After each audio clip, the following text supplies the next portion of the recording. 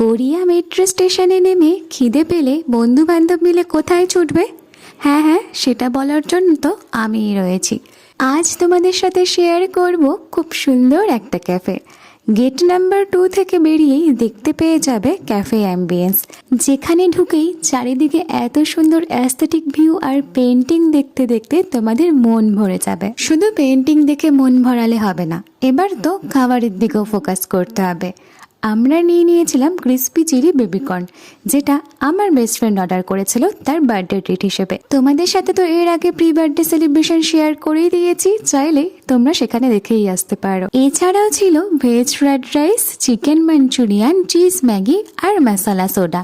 সেখানে কিন্তু তোমরা বিভিন্ন রকমের চাইনিজ কম্বো পেয়ে যেতে পারো।